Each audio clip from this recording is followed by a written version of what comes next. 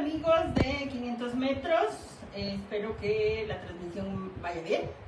Y bueno, iniciamos nuestra sesión del día de hoy. Sean bienvenidos, hoy es 16 de octubre y bueno, pues hoy me gustaría compartir con ustedes un poco sobre... Y bueno, creo que sí se escucha bien, ya ustedes me dicen si el micro se escucha. Ahí va. Y bueno, dentro de la literatura de los 12 pasos, de los grupos de autoayuda, los que pudieron ver la transmisión y estuvieron en la sesión del martes de esta semana que pasó, en el apostolado me tocó compartir el tema de limpiando de escombros tu pasado. Y parte de lo que yo compartí con ellos era un poco de la literatura de los 12 pasos y del libro azul. Junto con todo lo que hemos estado platicando, el viernes estaba yo en el programa de Valora Radio y estábamos hablando sobre cómo convertirnos o cómo hacer un testimonio. De hecho, aquí mismo les dejé la sesión, que era de los apostolados. Y hoy quiero compartir dentro, basándome en la misma literatura de los 12 pasos, hay un libro de Alcohólicos Anónimos que se llama Alcohólicos Anónimos llega a su mayoría de edad. Y la verdad es que es un poco el relato de cómo ellos pasaron sus primeros 18, 19 años, en donde fueron como estructurando todo lo que significa la recuperación.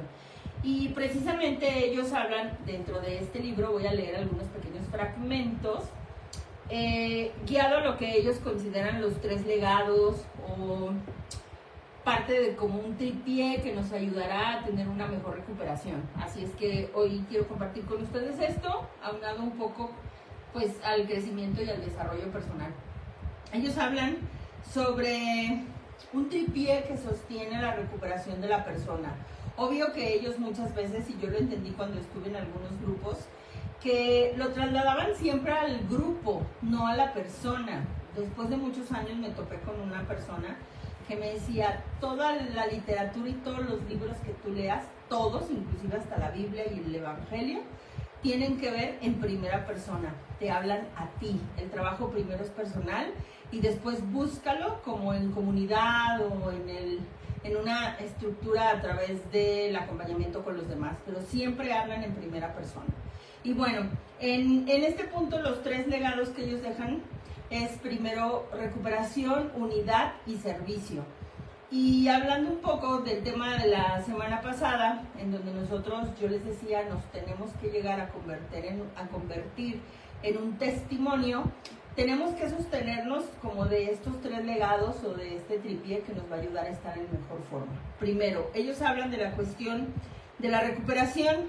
Ellos mencionan, hemos venido a dar gracias a Dios de que haya liberado a un gran número de nosotros de nuestro cautiverio. Nuestra gratitud por lo pronto nos ha hecho darnos cuenta de un impresionante milagro de recuperación y para compartir con ello y con todos la evidencia de que Dios está con nosotros.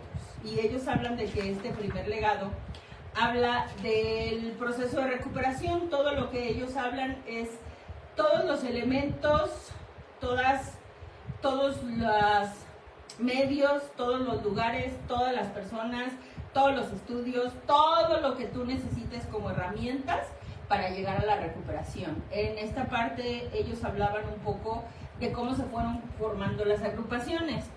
Voy a leer algunas frases porque relato un poco cómo fue la experiencia del fundador y cofundador de estos grupos.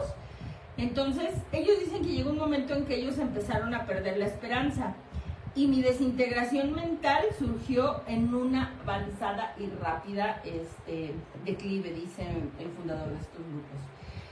En el proceso de lo que él va relatando, cómo fue su tocar fondo, su desesperación, hay una parte en donde dice, mi depresión se profundizó en forma insoportable hasta cuando finalmente me pareció estar en el más oscuro fondo de mi vida. Toda mi rebeldía contra una noción de un poder superior, contra mí mismo, contra todos los demás, me orilló a buscar dentro de mí todos los medios posibles para la recuperación. Este primer tripié para mantenernos y convertirnos en un testimonio primeramente habla sobre esta parte. ¿Qué necesitas tú para recuperarte? ¿Y qué haces tú para recuperarte? ¿Cuáles son los medios? ¿Cuáles son las acciones que llevas a cabo para sostenerte de esto que se llama recuperación? Si nosotros lo trasladáramos un poco a una enfermedad física, yo siempre lo digo en el momento en el que yo perdí el hueso de mi codo, ¿no? Hay un punto en donde tocas un fondo, hay una parte de rehabilitación o recuperación, y ese proceso, como lo dicen ellos, es todo aquello que tú estás utilizando herramientas para recuperarte. Pero si tú no tienes bien claro qué quieres recuperar y hacia dónde vas, este tripié, o por lo menos de esto que sostiene tu bienestar, pues no está al 100%. Una de las cuestiones, yo les decía cuando yo acudía hace mucho a estos grupos, había una señora que se paraba y decía, no me acuerdo el nombre, Araceli o Eli, soy Araceli y estoy aquí para la recuperación de mi neurosis. Y era una persona que era grosera, insoportable, y de repente decíamos, pues está en el grupo porque se quiere recuperar, pero no se le nota. Yo lo mencionaba en el punto del programa de Valora. Si tú te quieres convertir en un testimonio, tienes que practicar los pasos, dice la literatura, necesarios para que puedas ser una persona que levante la mano y diga, como dice la literatura, nuestras historias expresan cómo éramos, lo que nos aconteció y cómo somos ahora. Entiendo, porque hoy me tocó hablar con una persona maravillosa, Eli,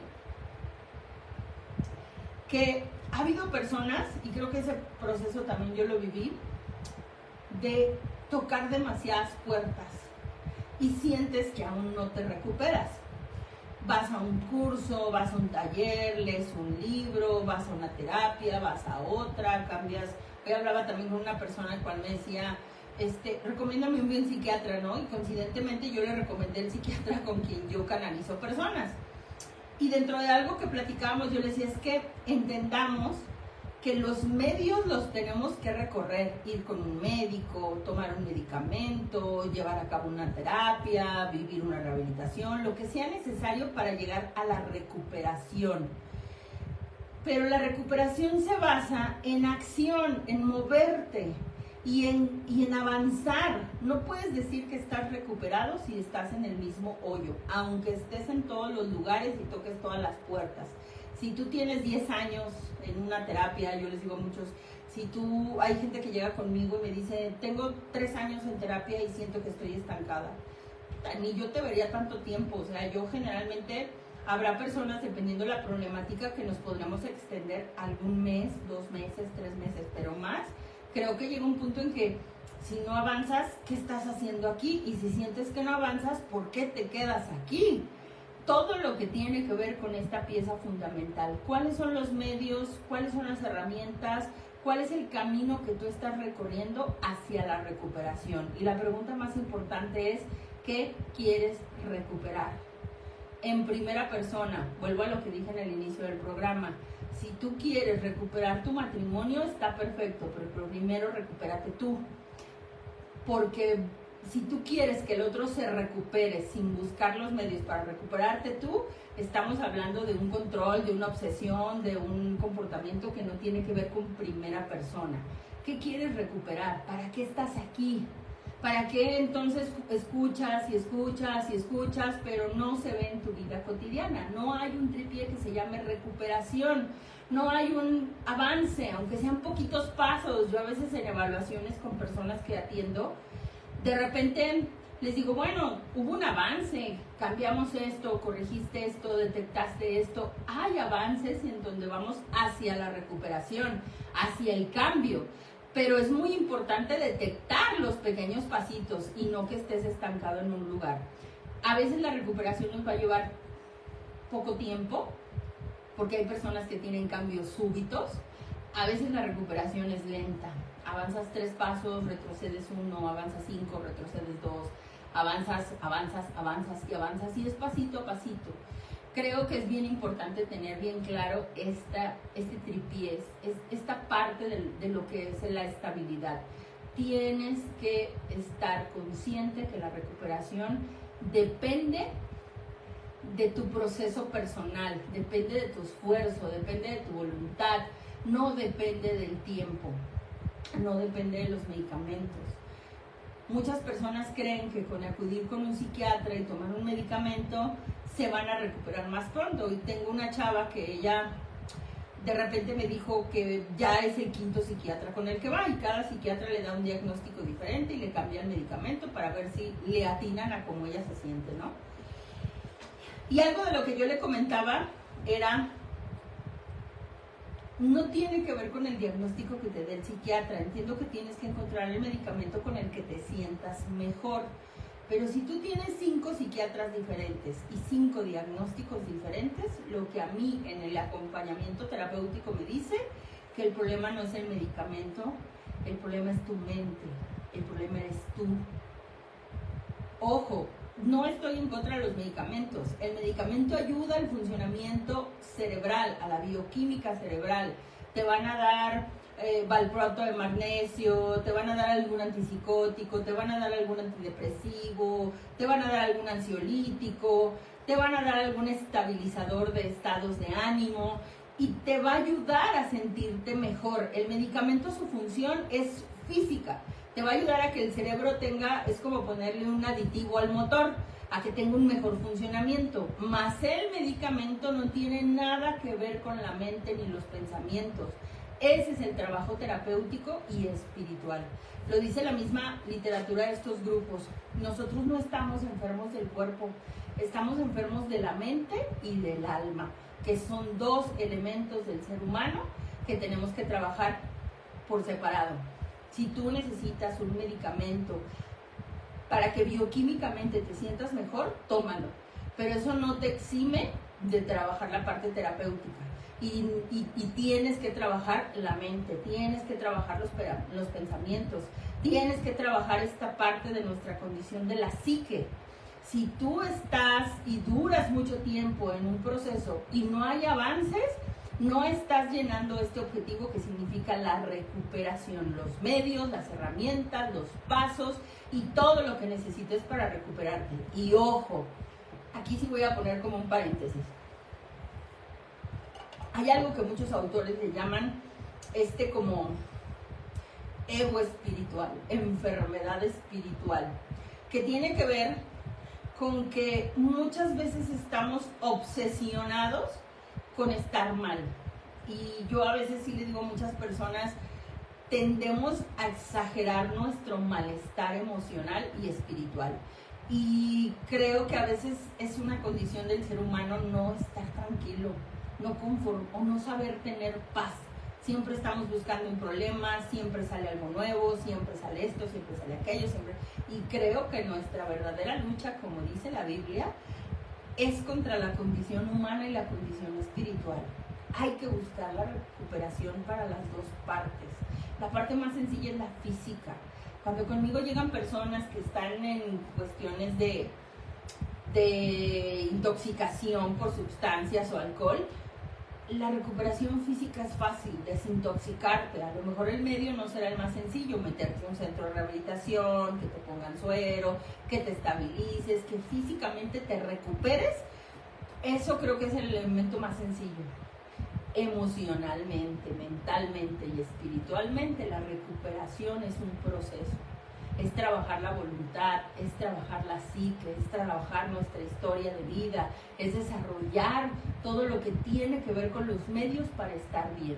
Ellos hablan mucho entonces que esta parte de este legado de la recuperación tiene que ver con ellos dicen, tenemos que luchar con algunos monstruos, la locura y nuestra mente, la obsesión, la parte también de la muerte espiritual. Para que tú puedas llegar al proceso de decir, estoy trabajando en mi recuperación, dice la misma literatura que tú tienes que tener en orden tus asuntos personales, tu área espiritual, tu área afectiva, tu área emocional. Eso es estar en proceso de la recuperación, porque esto nos llevaría al siguiente punto. Cuando tú estás identificando que quieres recuperar, que para mí me daba mucha risa, yo llegaba a veces a los grupos, y entonces me decían, bueno, Rebeca, ¿pero qué quieres recuperar? Y yo, pues quiero ser feliz. ¿Pero qué es ser feliz? no tienes un proyecto de vida, no sabes ni qué vas a hacer de tu vida. ¿Qué quieres recuperar? Pues quiero recuperar a mis padres. ¿Los has tenido? Quiero recuperar a una persona o a una pareja. Pues no depende de ti, ¿eh? Por mucho que tú quieras recuperar cosas, si no tienes bien específico. Hoy hablaba con un chavo que está pasando por una ruptura y tiene como cierta obsesión y dependencia por la chava. Y entonces, vivir este proceso de duelo y desapego en una relación, pues es dolorosísimo, ¿no? Le decía, es que estás pasando el mismo proceso, a lo mejor bioquímicamente y afectivamente, que un alcohólico o un drogadicto. Te estás desintoxicando, y la desintoxicación, créanme, duele. No es nada más que lo entiendas mentalmente. El alcohólico entiende que beber le hace daño y que tiene que dejarlo. Él entiende que la relación con esta chava es nociva y tiene que dejarlo. Pero afectivamente, a lo mejor hasta físicamente, sexualmente y emocionalmente y mentalmente, le está costando muchísimo la recuperación. Y él está en este proceso de buscar los medios para volver a ser él. En el proceso del acompañamiento terapéutico, lo que la persona tiene que identificar es dónde me perdí, cuándo dejé de ser yo, por a lo mejor querer agradar a una persona, por querer retener a una persona, por tener esta dependencia o este apego emocional por una persona, por estar sexualmente ligado a una persona. ¿Dónde me perdí? ¿Dónde perdí la brújula? Este es el primer, se podría decir, elemento para llegar a la estabilidad. ¿Qué quieres recuperar? ¿Para qué estás en este grupo? ¿Qué estás buscando? Es que me quiero recuperar a mí. Dime dónde te perdiste. ¿Cuál es la esencia de lo que quieres recuperar? Quiero volver a ser feliz, quiero volver a confiar, quiero ser libre, quiero ser alegre, quiero estar en paz. Eso quiero recuperar mi libertad, quiero recuperar mis pensamientos. Yo de repente, en uno de los procesos que tuve que trabajar mucho, era la dependencia emocional, hasta llegar al punto de decir, yo no quiero tener apegos, yo no quiero sufrir ni por una persona, ni por una cosa, ni por nada. O sea, no quiero que un carro me quite la paz, que una persona me quite la paz, que el dinero me quite la paz, que el sexo con alguien me quite la paz. No quiero vivir por eso. Eso es lo que yo quería recuperar. Y dentro de todo el proceso de la estructura del trabajo personal, era un poco quiero aprender a ser libre, quiero aprender a no sentir culpa, quiero recuperar mi libertad, quiero recuperar mi esencia, porque a lo mejor en todo este proceso, pues, adolescencia, juventud, se perdió, era como un barquito a la deriva, y de lo que iba sucediendo iba reaccionando, pero nunca decidía por mí. Dentro de toda la estructura, tú necesitas identificar qué quieres recuperar. No agarres 10 cosas, agarra una. Quiero recuperar la alegría. Y entonces empieza este proceso de autoobservación o de trabajo personal. ¿Qué te quita la alegría? ¿Qué necesitas dominar? ¿Qué necesitas soltar? ¿Qué cosas necesitas trabajar para volver a ser una persona alegre? Y ese es un elemento sencillo. Quiero recuperar la alegría. Quiero recuperar la confianza. Quiero recuperar la serenidad. Quiero recuperar, a lo mejor muchos dirán, quiero recuperar una pareja. Inténtalo, pero no depende de ti. Y a lo mejor ese proceso necesitas pasarlo para entender esta reestructuración personal que todos atravesamos en algún momento. Dentro de todo lo que tú te tienes que cuestionar es en primera persona. La oración de la serenidad dice que es valor para cambiar lo que podemos cambiar, ¿no? Pero no podemos cambiar a nadie, solamente nos podemos cambiar a nosotros mismos. Todo lo que quieras recuperar es en primera persona.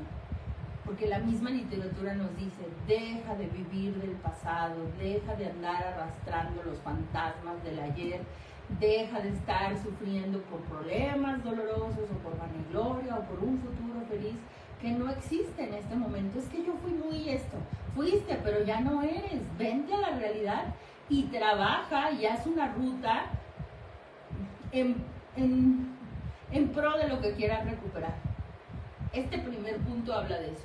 ¿Qué quieres recuperar? Porque estos 3 legados nos van a mostrar entonces a llegar a tener un equilibrio. ¿Qué quieres recuperar? ¿Qué perdiste en el camino? Que era parte de lo que yo les decía un poco en esta plática.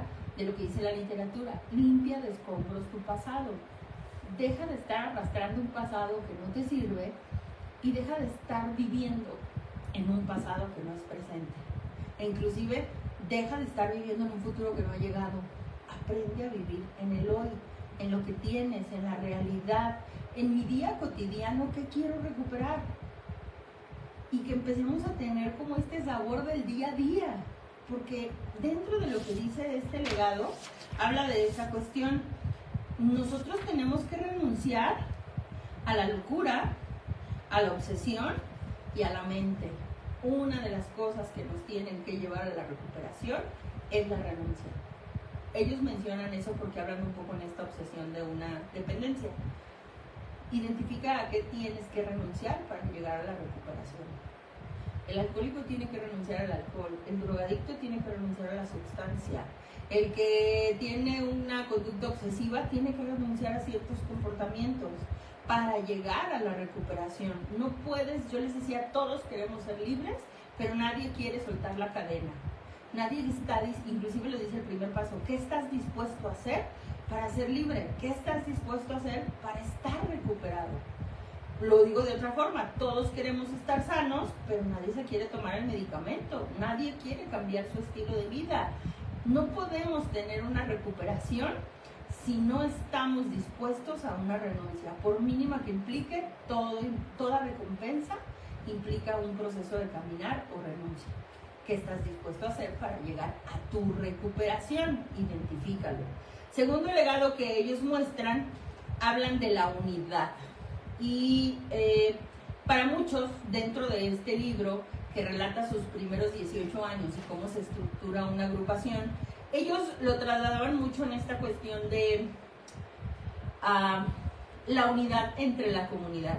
Nosotros que lo estamos trasladando a la primera persona, dice que por la gracia de Dios se ha levantado en nuestra debilidad una gran fortaleza. Ellos hablan que para tener unidad, ellos hablan de las tradiciones, el bienestar común tiene la preferencia. Y creo que en algún punto la pregunta en estos días iniciales es, ¿explotaríamos o podríamos permanecer juntos?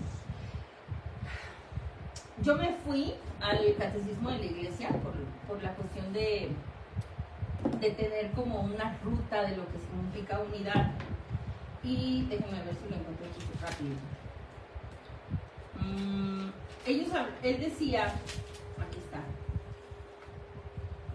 en esta situación la vida del hombre es un combate. A través de toda la historia del hombre se extiende una dura batalla contra las tinieblas que, iniciada ya desde el origen del mundo, durará hasta el último de sus días, según dice el Señor. El hombre tiene una lucha y debe combatirlo para adherirse al bien. Y sin estos grandes trabajos y con la ayuda de la gracia de Dios, no será capaz de lograr la unidad en sí mismo. Ellos dicen, dentro de la cuestión de la literatura, que el bienestar común tiene la preferencia. Que creo que esto trasladado al proceso terapéutico personal tiene que ver con la lucha entre mi ego y mi yo. Y la preferencia la tiene el bien común, como ellos lo trasladan en cuestión de tradiciones. El Catecismo de la Iglesia Católica nos dice que el ser humano tiene una lucha desde la historia entre la luz y las tinieblas, y en donde para nosotros llegar a tener esta unidad, tenemos que tener esta adhesión o unión con Dios para llegar a ser vencedores de las tinieblas. Lo que trasladamos al proceso terapéutico. Creo que en un punto nosotros tenemos identificado cuál es la recuperación, y en el punto de la unidad tenemos que tener identificado cómo nosotros vamos a tener o cómo nosotros vamos a avanzar para ganarle a nuestras debilidades. Dice mucho la cita bíblica que yo con Jesús, o dejan ver si la digo bien, si no ayúdenme a escribirla. Si Dios está conmigo, ¿quién está contra mí? Hay una cita bíblica que a mí me gusta mucho, de hecho es una que me gustaría también tatuarme, que es Josué 1:9, en donde dice, mal, según algunas traducciones, ellos te declararán la guerra, pero yo, Jehová, tu Dios, estaré ahí para vencerlos junto contigo, protegerte. Algo así dice. Entonces, creo que algo que nosotros tenemos que entender es que ¿a qué estás unido? Ese es otro tripié. Uno, que quieres recuperarse. Dos, la unidad. Y creo que la unidad inicia en el propio interior del hombre. Si nosotros estamos divididos, si nosotros estamos fragmentados, si nosotros no tenemos unidad entre lo que pensamos y lo que sentimos, entre lo que hacemos y lo que decimos, no tenemos unidad. Nosotros estamos fragmentados. Nosotros, dentro de nuestras propias luchas internas, como lo dice el catecismo, tenemos una lucha entre la luz y la oscuridad. Todas estas tendencias humanas que todos tenemos y que todos constantemente estamos diariamente domesticando y trabajando en ellas. Para yo ser uno, tengo que tener esta frase que dicen ellos en las tradiciones: el bienestar común tiene la preferencia. Ojo, me voy a aterrizar con algo que estuve platicando con unas personas estos días. Si nosotros hablamos en este contexto trascendental, filosófico, antropológico, el ser humano tiene estos diálogos internos entre nuestra mente, nuestra psique y nuestro ser. Si tú lo quieres ver reflejado en algún contexto de representación humana, entre el corazón y el cerebro, si puede ser así. Todos tenemos esta lucha interna. Generalmente nosotros hemos dejado de actuar, más bien, no hemos dejado actuar el ser. Nosotros somos todo emoción, todo sensación, todo impulso, toda reacción, porque si tú te pones a analizar tus conductas, tus pensamientos, la interpretación y la percepción que tienes de la vida, tú todo lo interpretas a través de tus emociones y todo lo interpretas a través de lo que tú crees, de lo que tú piensas. Muy pocas veces llegamos a tener como esta balanza de, sí, pero ¿qué dice la realidad? No me digas lo que sientes, dime la realidad. Y no le pongas tanto betún, dime la realidad. Y cuando muchas personas se me quedan viendo y me dicen, ¿cómo, Rebeca? Pero si lo que te estoy diciendo es la realidad. No, tú me estás describiendo una situación de la realidad con tus emociones. Y ya te victimizaste, y ya te resentiste, y ya controlaste, y ya le metiste tu ego, y ya le metiste la emoción. Dime la realidad, aprende a ver la realidad, porque tú siempre te dejas llevar por tu percepción, por tus emociones. Esta es la parte en donde no tenemos unidad, estamos fragmentados. Y de una u otra forma tenemos el trabajo emocional, tiene que llevarnos a la racionalización. Hoy en la mañana hablaba con Lupita y estábamos platicando de una persona, y entonces Lupita me decía, es que no puede ser que nosotros dejemos que nuestras sensaciones decidan por nosotros, que todas las personas se dejen llevar por este temperamento, por el victimizarnos, por sufrir, y que cuando llegan contigo y tú les das una respuesta en base neutra, la persona se molesta y diga, es que no me estás entendiendo. No, sí te entiendo, solo que necesito que te salgas de la emoción y veas la realidad. No te puedo apapachar porque no me estás hablando en base a la realidad. Estás interpretando la realidad en base a tu percepción, a tus emociones, a tu hipersensibilidad, a tu susceptibilidad.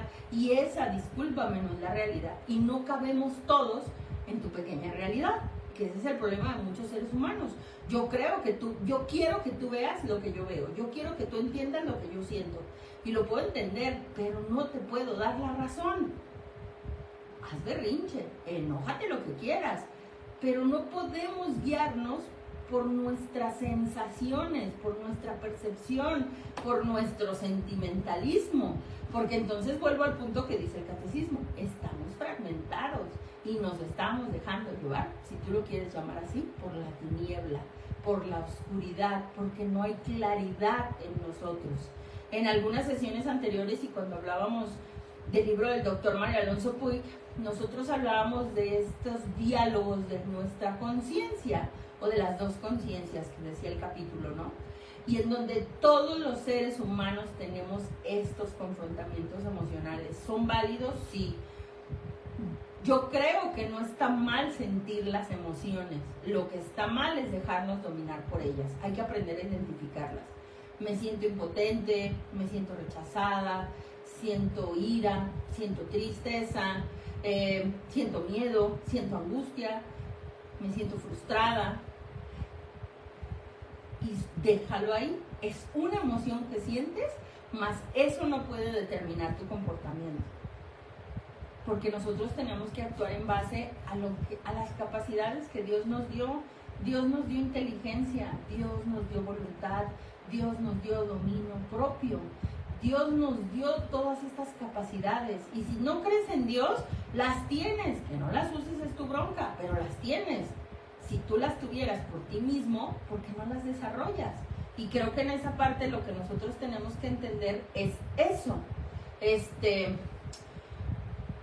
Nosotros tenemos que aprender a desarrollar la voluntad y tenemos que aprender a tener estos diálogos entre nosotros, porque muchas de las cuestiones que tenemos como esta lucha diaria tiene que ver con la percepción. Lo digo en esa, pues en esa sensación, porque creo que la parte de la unidad mal entendida en los grupos es que nos tenemos que caer bien y tenemos que, ellos dicen que la preferencia tiene el bien común, inclusive creo que lo puedes trasladar, pero a tu primera misión o tarea, tu entorno cercano, tu casa, tu trabajo, tu familia, la unidad tiene la preferencia. Y entonces ellos lo dicen que el bienestar común tiene la preferencia. Y aquí creo que el cuestionamiento cambiaría en primera persona, tal vez así. Si en el entorno donde yo estoy no está la unidad, ¿qué estoy generando yo? Tal vez yo soy la parte del conflicto que no contribuyo a la unidad. Si el bienestar común tiene la preferencia y hay un conflicto en donde yo estoy, cuestiónate si tu ego, tu percepción, tu emoción, tus sensaciones son las que no te dejan llegar a la negociación, al entorno sano, a la unidad, al bienestar. De hecho, parte de la literatura dice que uno de los grandes conflictos del ser humano son los malos entendidos. Y que a veces, yo recuerdo mucho que en todo este proceso, cuando andaba de misionera, decía mucho el padre Max, siempre tienes que cuestionarte si no eres una piedra de tropiezo para los demás. Para tus padres, para tu pareja, para tu comunidad, para a lo mejor tus acciones, tus conducta, tus intenciones pueden ser la piedra de tropiezo para la salvación de alguien, decía él, ¿no? Y constantemente yo siempre, porque desde todo el proceso que yo he llevado, yo era de que, pues yo tengo un ego muy grande, soy una persona muy rencorosa, a lo mejor tenía una cuestión de soberbia, y que muchas veces yo generaba la desunidad, estar en contra, ser rebelde, en comunidades donde estuve también era conflictiva. Creo que el problema de los que han estado en agrupaciones, cuando todos quieren mandar, todos quieren opinar, cuando alguien quiere brillar, y yo lo veo constantemente hoy en personas en comunidades o inclusive en mi trabajo, que veo personas que quieren ser vistas, que quieren crecer, que quieren brillar, y que en algún momento yo ya los veo y digo, híjole, yo hace 10 años estaba así, y yo era una persona que generaba la desunidad, una persona que generaba el conflicto. Aprende a tener unidad, primero en integridad tú como persona, y después de ser una persona que no te conviertas en piedra de tropiezo para los demás. Que entonces tú llames a la unidad, y que como dicen los pasos, dice la oración de San Francisco, que yo sea un instrumento de tu paz, que yo sea la persona que lleve paz y no conflicto, que yo lleve amor y no rencor, que yo lleve consuelo y no busque ser consolado, que todo este proceso nos tiene que llevar a la estabilidad emocional. Primero los medios para recuperarte, la recuperación, después la unidad, que dejes de ser una piedra de tropiezo en tu entorno, y que si tu entorno no te gusta, cuestiónate que a lo mejor eres tú la persona que desentona. Y si no lo eres tú, trabaja en los medios necesarios para que puedas llegar a la recuperación. Y el último tripié que ellos marcan en esta recuperación habla del servicio, en donde nosotros creo que hay algo que decía mucho Lupita, que yo lo escuché de ella, que si la mejor forma de sanar del ser humano es servir, que si alguien lastimó tu corazón, sánalo con una misión. Es una frase que tiene mucho ella, ¿no?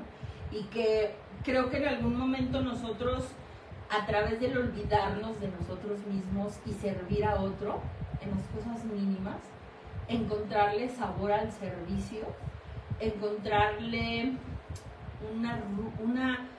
un camino de recuperación o un camino de estabilidad a través del servicio. E inclusive la misma Biblia lo dice en ese aspecto, ¿no? Jesús decía que el que quería brillar, que se convierta en servidor de todos, y que muchos de nosotros queremos que nos sirvan, pero no queremos brillar, no queremos servir, perdón. Entonces dicen ellos que a través de la recuperación necesitamos preguntarnos, ¿realmente aquel servicio es necesario? O si entonces no es necesario lo que yo estoy haciendo, o no es el objetivo de servir, cuestiónatelo. Porque a veces creo que nuestras intenciones son las que salen a relucir, y que en muchos procesos nosotros, creo que la gran pregunta aquí es, si parte de este tripié de tener una gran estabilidad es recuperación, unidad y servicio, y no lo llevo como lo llevan ellos a una cuestión de agrupación, sino en primera persona, yo me cuestioné mucho tiempo, ¿qué quería recuperar en mí? Cuando llegué a este punto de darme cuenta que fragmentada estaba y que no había unidad dentro de mí, después cuando empiezas como a unir estas piezas, dicen ellos lo hablan como este tesoro que tú recibes y que tienes que ir a transmitir, ¿no? Que lo trasladan mucho al paso 12. Pero mi primer error que yo cometí fue irme de misionera. Y no digo que estuvo mal, ¿eh? O sea, dejar todo, dejar mi familia, dejar mi trabajo, irme, porque yo quería servirle a Dios y servirle al mundo, ¿no? Después de mucho tiempo me di cuenta que el principal lugar donde los seres humanos tenemos que servir es nuestra primera línea, por decirlo, que es tu familia. Entonces, yo cometí ese gran error de estar sirviendo en todos lados, pero no tener ni siquiera unidad con mi familia. Y me contaba la historia, creo que ese es el ego espiritual y la enfermedad espiritual, que yo ayudaba a mucha gente, ¿no? Y que Dios vería ese sacrificio mío o ese trabajo mío, pero cuando yo llegué a este punto de cuestionarme, creo que yo estoy sirviendo en otros lados porque quiero ser vista, quiero ser protagonista, porque tengo un ego bien grande. Pero no le he servido a mi familia, no le servía a una pareja, no le servía a mi comunidad cercana, no era buena amiga. Ellos dicen que te tienes que convertir en amigo entre los amigos, hijo entre los hijos, padre entre los padres. Creo que ese es el error de muchos, porque algunos encuentran a Dios, encuentran cierta recuperación, se van a servir a otros lados, que no tengo nada en contra de eso, pero te olvidas de tu principal fuente de trabajo y servicio, que es tu familia, tu primera línea. Si tienes esposo o hijos, tu esposo, tus hijos. Si solo tienes a tus padres, si tienes a tu pareja, pues tu pareja. Posteriormente irás trasladando el servicio a lo que sigue, tu comunidad, tu trabajo, tus amigos, lo que tú quieras. Pero creo que aquí lo más importante es, cuando tú te sales de tu ego y tus emociones y tu susceptibilidad y tu victimismo, ¿a quién le sirves? No tienes ni tiempo de servirle a los demás porque estás ensimismado en ti mismo, encorazado en tus heridas, y tú quieres sanar, pero no quieres servir. Y creo que esa es una de las lecciones no solo que dejan los grupos, nos lo dijo Jesús, Él vino a servir. Si tú quieres que te sirvan, conviértete en el último. A veces somos bien viles y crueles con nuestra propia familia y trasladamos el servicio porque sale nuestro ego, en el que cómo yo me voy a humillar o rebajar a hacer actos de servicio. El doctor Chapman creo que sí es Chapman o Coleman, no me acuerdo el autor del libro de los 5 lenguajes del amor, pero uno de los lenguajes del amor son los actos de servicio. Si algunos se pelean por apagar la luz, por traer un vaso de agua, por ir por la leche. Bueno, tuve una pareja que estaba conmigo en terapia y se pelearon porque ella le dijo que se iba por un garrafón de agua y tuvieron un megapleuto que casi llegaban a los golpes, ¿no? Por el garrafón de agua. O sea, quieres recuperarte, sirve. Pero ni siquiera queremos a veces hacer eso, pero queremos estar bien y queremos que nos vean y queremos ser recuperados. Inclusive algunos dicen que sirve. Cuestiónate. Si tú quieres una estabilidad emocional, tu ego siempre te va a decir que no se lo merecen, que se frieguen, que se lo ganen y luego les sirves. No, esa no es la recuperación.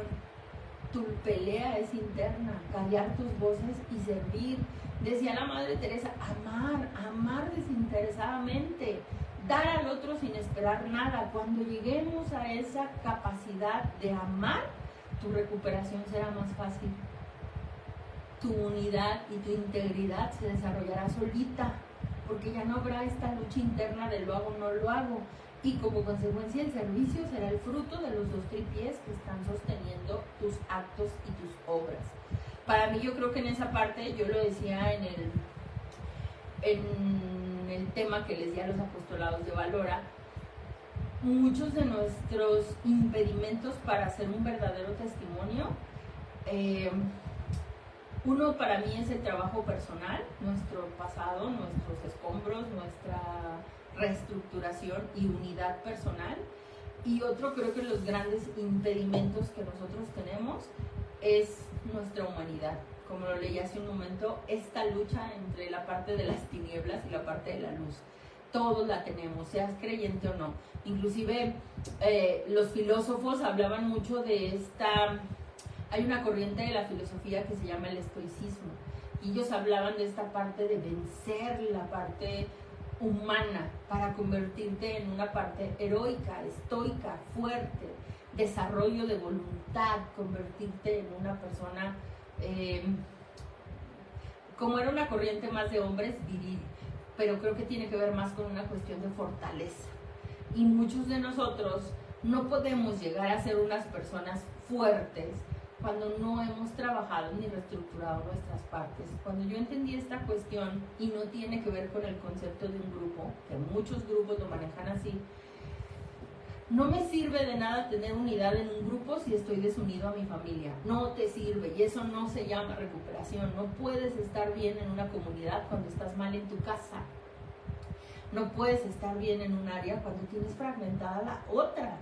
Y no puedes ir a servir a extraños cuando no les sirves a los propios, a tu carne, a tu gente. Porque entonces somos antitestimonios y somos totalmente incongruentes. Creo que si tú quieres llegar a la estabilidad emocional, analiza estas 3 áreas. ¿Qué quieres recuperar? ¿Qué tan fragmentado estás? ¿Qué tanta unidad interna necesitas?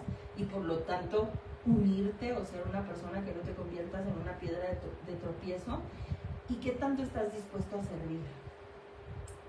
No si se lo merecen, no si quieres, y no sé si lo ven o lo valoran. ¿Qué tan dispuesto estás para servir? ¿Qué tan dispuesto estás tú para convertirte en un testimonio, en una persona que no se deje llevar por los impulsos y que pudiendo hacer un bien, decides no hacerlo por tus emociones?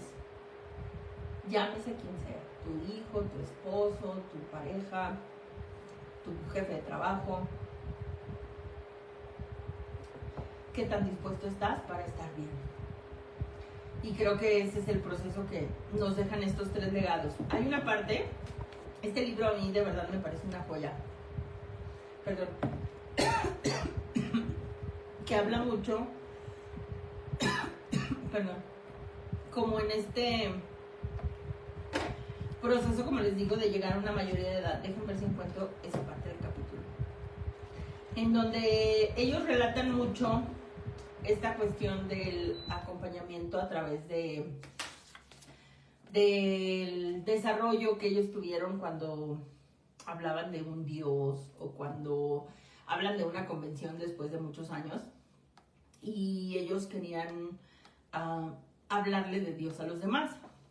Y cuando ellos hablaban de este proceso, ellos dicen que en algún momento dentro de la estructura de los pasos decían que era pedirle a Dios de rodillas, porque era un inicio de unos grupos que eran cristianos, pero que a través de que vieron que muchas personas no eran creyentes, pues por eso pusieron la parte de Dios como cada quien lo conciba. Y entonces dice, la siguiente palabra es concebir. A medida que nos movemos de una oscura y confusa idea de Dios a una concepción más clara y precisa, debemos darnos cuenta de que nuestra idea de Dios siempre será insuficiente, siempre será insatisfactoria, porque comprender y concebir a Dios es igualarse a Dios. Pero nuestra comprensión crecerá. Estoy dispuesto porque estoy caminando hacia este proceso de concebir. Concebir viene de la palabra nacimiento.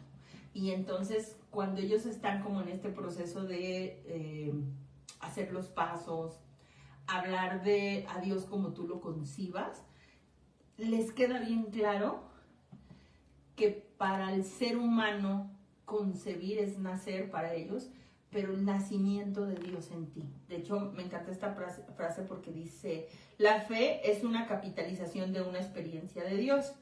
Y ellos lo ponen como en esta frase, bienaventurados sean los perezosos, porque ellos encontrarán formas más fáciles para no hacer las cosas y sufrir.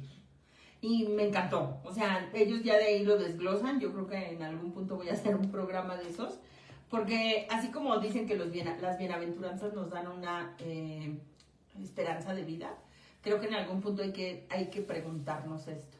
Bienaventurados sean los perezosos, porque ellos encontrarán formas más fáciles para no hacer las cosas y sufrir. Si tú no sirves, cuestiónate qué tantos impedimentos le pones para moverte, desprenderte de ti y ayudar al otro. Yo entiendo que la satisfacción más grande que he encontrado es el servir, es el ayudar. Mi trabajo me da muchísima gratificación.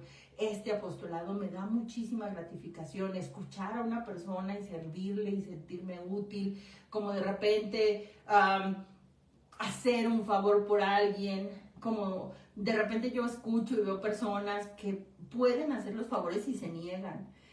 Y yo antes era así. Para mí casi siempre trato de ayudar, trato de ser, no porque sea buena persona, porque encontré la gratificación de servir. Muchas veces te lo agradecerán, muchas veces no. E inclusive es una emoción que Dios te da. A mí me pasa, y hoy me pasó con una persona en el acompañamiento. Entonces, creo que en algún punto ellos lo describen así: aprender a servir, aprender a tener como este crecimiento, y poco a poco nosotros iremos concibiendo o viendo el nacimiento de Dios en nosotros y en los demás. En algún punto ellos lo trasladan así. Hay una oración que aquí viene en estas partes, porque creo que en algún punto, hoy escuchaba el programa con Juan Alberto y Lupita, que hoy estuvo con él, y Juan Alberto hablaba mucho de esta cuestión del desprendimiento y del confiar en Dios, que si muchas veces Dios, o pasamos por tribulaciones o tenemos cuestiones de conflictos en nuestra vida, es porque Dios nos está buscando constantemente, ¿no? Yo recuerdo mucho que decía en algún momento el padre Tomás Guerrero, si Dios te tiene que quitar trabajo, pareja, salud, dinero, fama, seguridad, para que lo voltees a ver, te lo va a quitar. Mientras tú creas que solo puedes. Mientras tú estés en esta parte fragmentada, unido a la vida mundana y carnal. No están peleadas. Si tú no quieres atravesar por ese proceso, voltea a ver a Dios antes de que pierdas todo eso. Y no porque Dios te lo quite. Porque tus actos, tu forma de vida, tus ideas pueden hacer que pierdas todo eso. No tiene que ver con Dios, porque no le podemos echar la culpa a Dios, porque creo que en un inicio ni siquiera lo conocemos y no lo concebimos como un Dios bueno, por decirlo de alguna forma. Voy a leer sus comentarios y La próxima semana no vamos a tener sesión porque hoy dio inicio el taller de Elisa Jiménez con Juan Alberto y me tocó estar ahí con ustedes.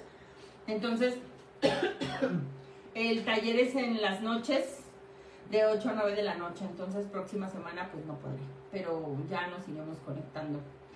Voy a leer algunos comentarios y me despido. Hola Rafa, saludos, mi querida Rocío, saludos. Héctor Seca. Igualmente, Héctor, seguir aprendiendo, te mando un abrazo igualmente. Silvia Valadez. Seguir tu programa de gran ayuda, gracias. Verónica Morales, muchas gracias. ¿Cómo distinguir la realidad de la perspectiva propia? La realidad es la que es y la realidad no tiene interpretaciones. La perspectiva propia es todo aquello como el betún que yo le pongo. Si tú quieres tener una realidad más clara y más nítida, yo te diría que hay que empezar a hacer el ejercicio de cuestionarnos o irnos aterrizando a la realidad. Necesitaría describir una situación. Voy a dar un ejemplo. La realidad es que somos 5 hijos, tengo 4 hermanos, ¿sí? Mi perspectiva propia es que mi mamá o mis papás tenían preferidos, ¿no? Esa es mi perspectiva. A lo mejor en hechos mi mamá puede tener más empatía con algunos de otros hermanos más que yo. Esa es la realidad. Ni siquiera la estoy cambiando, ¿eh?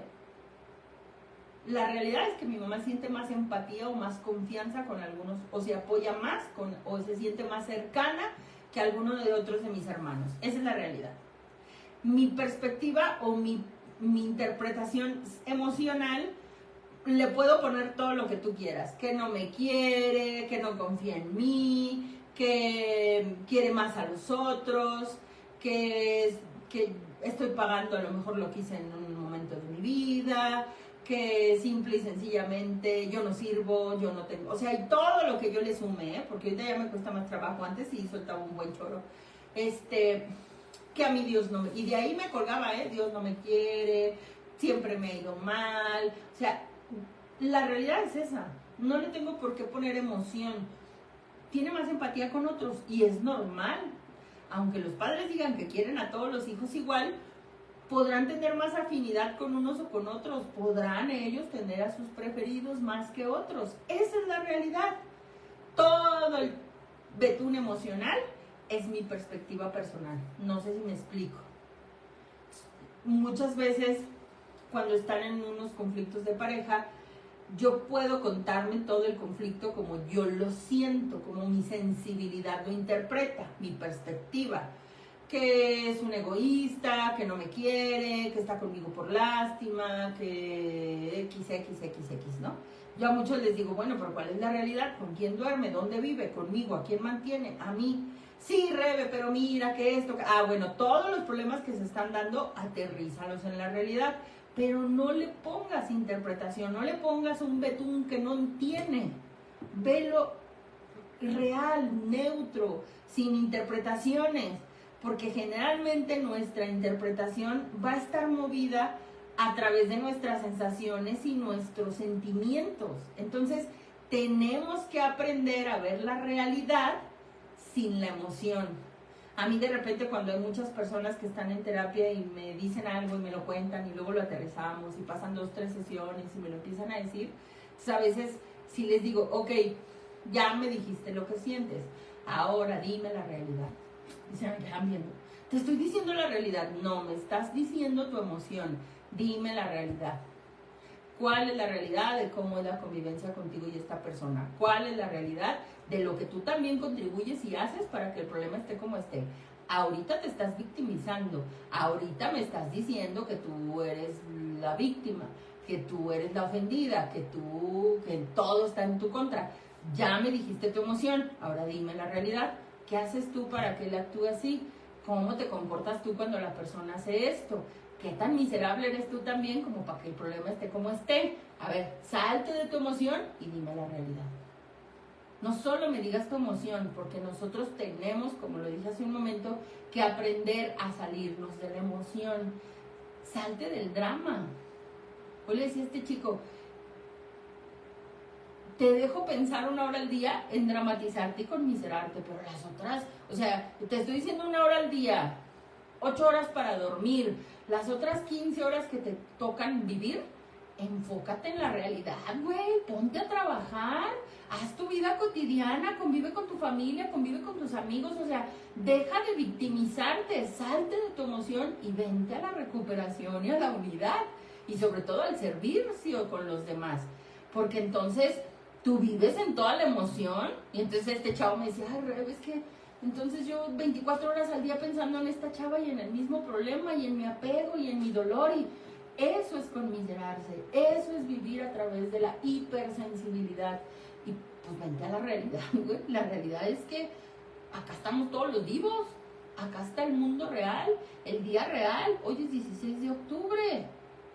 No manches, tú me estás hablando de que hace 3 meses terminaste con esta chava y sigues sufriendo. O sea, llevas 3 meses atorados en el limbo de la emoción.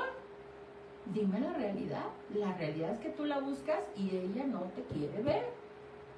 Cuéntame todo el drama que tú quieras, saca toda tu hipersensibilidad, trabajaremos esta parte del verbo que traemos dentro, pero la realidad es que ella no quiere volver contigo. Esa es la realidad. Ya toda la interpretación que tú le pongas encima, que yo fallé, que yo le hice, que le contesté mal, que la traté mal, que ella me hizo, que ella me dijo, que ella esto, todo eso es nuestra perspectiva personal de un acontecimiento de la realidad. Espero haber sido un poco clara. Mi querida Elizabeth. Sandra, saludos mi querida Sandra, buena noche igualmente. Ana Flores, mi querida Ana, saludos. Margarita, a veces no vemos los avances y estamos en el camino para ir avanzando. Dios nos dé la sabiduría para saber servir. Así es, mi querida Margarita, porque a veces nosotros, pudiendo servir, no lo hacemos por nuestras emociones. Gabriel Moreno, gracias por compartir, saludos. Gisela Guzmán, ¿me puedes decir qué libro es el que usaste en la transmisión de hoy? Sí, va a ser un poco complicado que lo encuentren, pero sí, se llama así, AA llega a su mayoría de edad, que este libro relata un poco los primeros 18 años. Hay una oración bien bonita que dice aquí, dejen ver si la encuentro, porque mis primeros 10 años en estos grupos me puse a leer casi toda la literatura que tenían, y la verdad es que este libro, dentro de que es mucha historia y de cómo se crearon y cómo pasaron todo ese proceso, tiene muchas cosas muy buenas. Dice, es un poema de Francis Thompson, que en donde nosotros habla un poco sobre el acompañamiento o el encuentro con Dios, ¿no? Dice un poco así. La descripción de nuestra vida dice: en la loca aventura de juveniles fuerzas sacudí las columnas de mis horas más bellas y entre mi propia vida me sepulté, sangrante y mancillado. Emerjo de las ruinas de mis años perdidos, de los escombros yace mi juventud doliente, y mis días crujientes en humo evaporados se esparcen, se rompen como el sol en un río. La incesante búsqueda se aproxima al final, esa voz que me rodea como un mar intempestuoso, y la voz de la tierra. Y la voz dice en conclusión: ¿está la tierra acaso fragmentada, sin piedra sobre piedra destrozada? Todas las cosas huyen de tu alcance, porque de mí te fuiste. Y luego me voy a brincar una parte porque dice, y lo siguiente que me trae consuelo es: todo te lo quité, no para herirte, sino porque en mis brazos lo buscaras. Todo lo que creíste perdido entre tus sueños infantiles, lo tengo en mis moradas. Levántate, mi mano te sostiene, ven a mi casa. Ven tú, el más amado, el más débil, el más acongojado.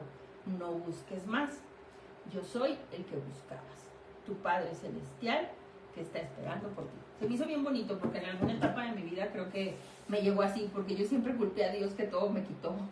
Y creo que todo lo que perdí en su momento me llevó a Él. y creo que es un proceso que tarde o temprano todos tenemos que pasar.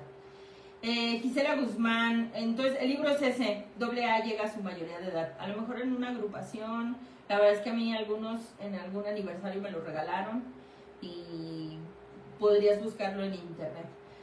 Claudia Iturriaga, y si no se dejan ayudar los de mi casa, es que creo que la parte de la recuperación es personal y la unidad es personal, entonces si no se dejan ayudar, solo sirve. Y creo que el servir no significa ponerte a tu disposición. Servir es amar. Y hay que amar a los que están en tu casa siempre y cuando pongas tus límites.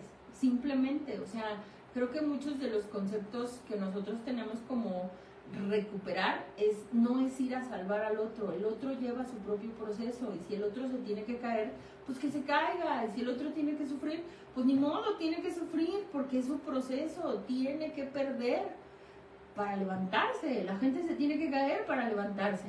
Y creo que en algún punto nuestra recuperación o nuestras preguntas importantes para la recuperación creo que son esas. ¿No seré yo una piedra de tropiezo para que los demás busquen la ayuda? ¿No les estaré yo facilitando siempre las cosas y por eso no están cómodos y no cambian? ¿No tendría yo que actuar de otra forma para ayudarlos? Y a lo mejor la ayuda es un límite, a lo mejor la ayuda a veces es un no, a lo mejor la ayuda es distancia, no indiferencia, distancia. A lo mejor la ayuda es la comunicación y dejando claro algunos procesos que tú vas a vivir junto con los otros. A lo mejor dicen que más ayuda el que no estorba. Cuestiónatelo, mi querida Clau, porque creo que es algo que nosotros tenemos que ir viendo en todo este proceso personal que llevamos. Nosotros tenemos que llegar a la unidad de ser seres humanos completos.